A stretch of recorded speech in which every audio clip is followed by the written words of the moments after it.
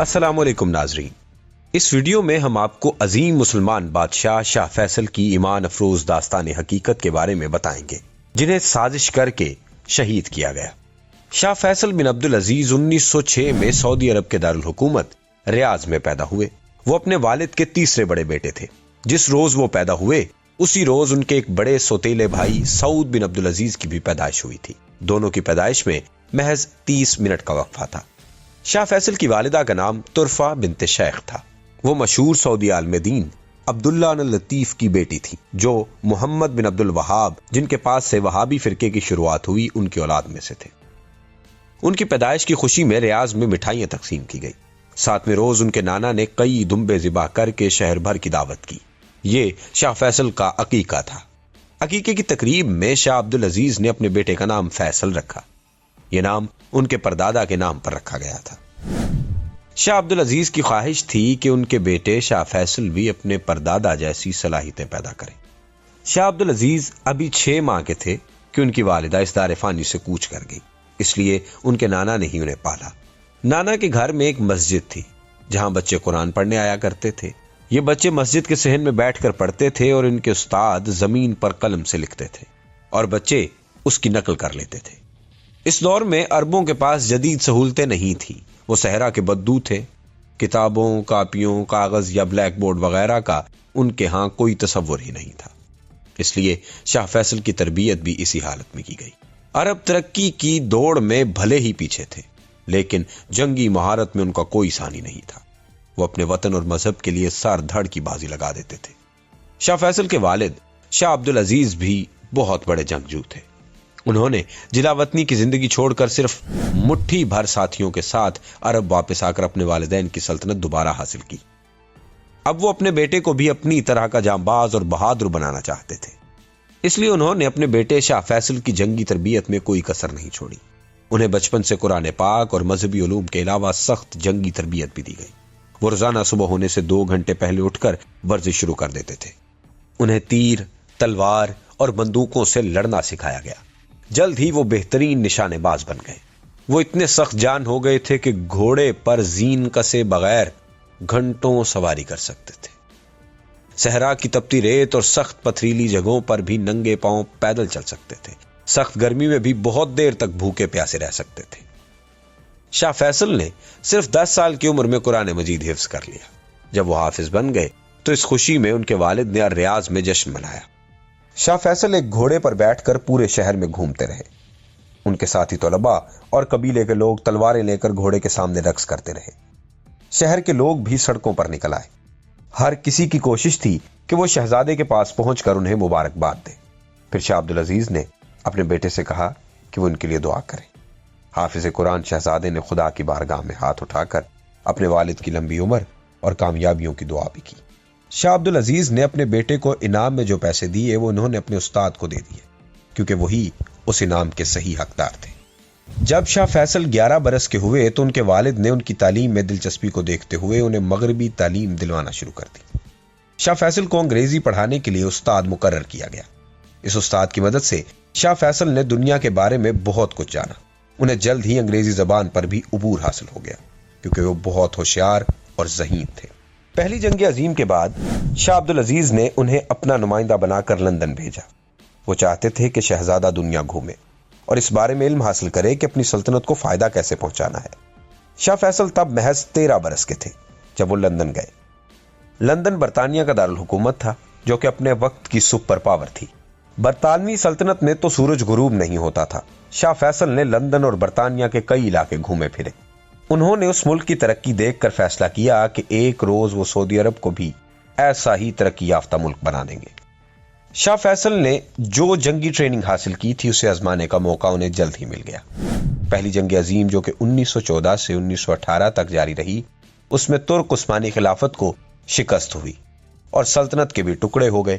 کمال اتا ترک نے خلافت کو ختم کر کے جدید ترک ریاست قائم کر دی۔ پہلی جنگ عظیم میں ترکوں کی شکست کی ایک بڑی وجہ حجاز مقدس کے عرب حاکم شریف مکہ حسین بن علی کی بغاوت۔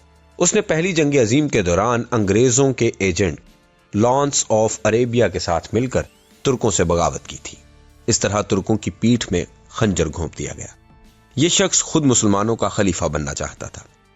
برطانیہ بھی اسی سے ہی حلف لینا چاہتا تھا، کیونکہ اس طرح وہ دنیا بھر کے مسلمانوں کو اپنے کنٹرول میں لا سکتا تھا۔ لیکن مسلمان ترکوں کے غدار اور انگریزوں کے ایک ایجنٹ کو کسی طور بھی اپنا خلیفہ ماننے پر تیار ہی نہیں تھے۔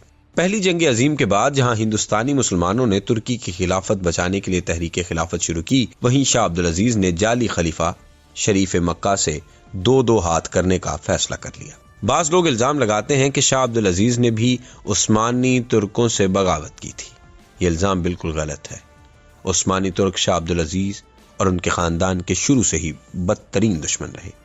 18ویں صدی سے ہی ان کے درمیان جنگ و جدل کا سلسلہ جاری تھا۔ آل سعود نے کبھی بھی عثمانیوں کی بالادستی قبول نہیں کی تھی اور کبھی ان کے ماتحت بھی نہیں رہنا چاہتے تھے۔ یہ سچ ہے کہ وہ عثمانیوں کے خلاف برطانیہ کے اتحادی تھے اور ان سے اسلحہ بھی لیتے تھے، لیکن برطانیہ شاہ عبدالعزیز سے زیادہ ہاشمیوں کے اتحادی تھا۔ جب آل سعود ہاشمیوں سے جنگ چھیڑتے تھے تو برطانیہ ان کا اسلحہ روک لیتا تھا۔ ویسے بھی عثمانیوں کو دھوکہ تو شریف مکہ اور ان کے ہاشمی خاندان نے دیا تھا۔ ان کا خاندان عثمانی ترکوں سے وفاداری کا حلف اٹھا چکا تھا اور سینکڑوں برس سے عثمانیوں کے ماتحت تھا، لیکن شریف مکہ نے 1916 میں عثمانیوں سے بغاوت کی تھی اور ان سے مکہ مدینہ چھیننے کے علاوہ عراق اور اردن پر بھی ان کا قبضہ کروایا تھا۔ ہاشمیوں اور آل سعود کے درمیان دشمنی کی ایک وجہ یہ بھی تھی کہ شریف مکہ نے آل سعود کی حج پر پابندی لگا دی تھی۔ آل سعود کی سلطنت، جسے نجد کی سلطنت کہا جاتا ہے، اس میں رہنے والا کوئی شخص حج نہیں کر سکتا تھا۔ اس لیے شاہ عبدالعزیز نے ہاشمیوں کے خلاف اعلان جنگ کر دیا۔ انہوں نے امت مسلمہ کو ایک پیغام بھی جاری کیا جس میں لکھا تھا کہ شریف مکہ اپنے رعایا پر ظلم کرتے، اس لیے وہ خلافت کے اہل نہیں ہیں۔ آل سعود امت مسلمہ کی طرف سے شریف مکہ کی ناجائز اور ظالمانہ خلافت کا تختہ الٹ دیں گے۔ یہ پیغام ان کے بیٹے شاہ فیصل کی مبارک ہاتھوں سے تحریر کیا گیا۔ شاہ فیصل اس وقت تک اپنی سفارتی اور جنگی صلاحیتوں کا لوہا منوا چکے تھے۔ ایک طرف 13 برس کی عمر میں لندن جا کر انہوں نے برطانیہ کو ہاشمیوں کی مدد سے روک دیا تھا۔ پھر 4 برس بعد 17 برس کی عمر میں انہوں نے حجاز کی ہاشمی سلطنت کے جنوب میں اسیر کی سلطنت پر 6000 جوانوں کے ساتھ حملہ کیا تھا۔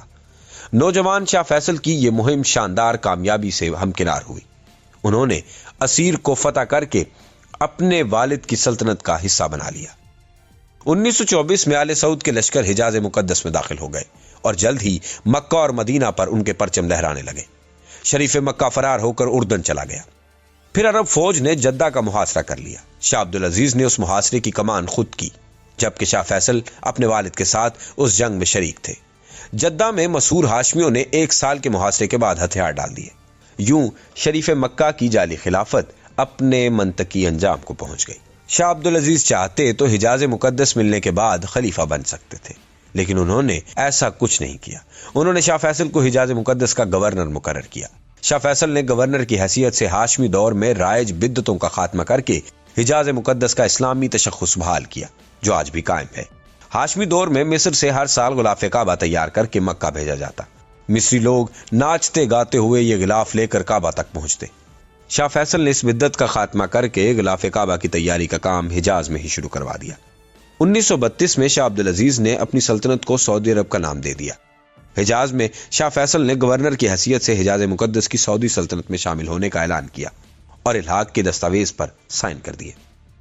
ناظرین کرام، شاہ فیصل سعودی عرب کے وزیر خارجہ بھی مقرر ہوئے۔ اس حیثیت سے انہوں نے روس کا بھی دورہ کیا تھا اور وہاں دیکھا تھا کہ کیسے تیل کی دولت سے روس دولت سمیٹ رہا ہے۔ وہ اپنے ملک کو بھی ایسی دولت سے مالا مال کرنا چاہتے تھے۔ انہیں معلوم تھا کہ ان کے ملک میں تیل کے بہت سے ذخیرے موجود ہیں، لیکن کوئی تلاش کرنے والا نہیں ہے۔ شاہ فیصل کے کہنے پر ان کے والد شاہ عبدالعزیز نے امریکی کمپنیوں کو سعودی عرب میں بڑے پیمانے پر تیل کے ٹھیکے دیے۔ ان میں سب سے بڑی کمپنی امریکہ کی اسٹینڈرڈ آئل آف کیلیفورنیا تھی۔ اس کمپنی نے 1933 میں سعودی عرب سے تیل کی تلاش کا معاہدہ کیا۔ اس کمپنی نے کئی برس کی کوششوں کے بعد 1938 میں دمام میں تیل کا ذخیرہ دریافت کر لیا۔ تیل کے دریافت سے سعودی عرب کو بے تحاشا دولت ملی، جسے آل سعود مالا مال ہو گئے۔ اس دولت کی وجہ سے شاہی خاندان کے کچھ لوگ عیش و عشرت میں پڑ گئے، لیکن شاہ فیصل عیش و عشرت کے قریب بھی نہیں گئے۔ وہ شراب و شباب سے دور رہتے تھے۔ انہوں نے کبھی نماز نہیں قضا کی تھی۔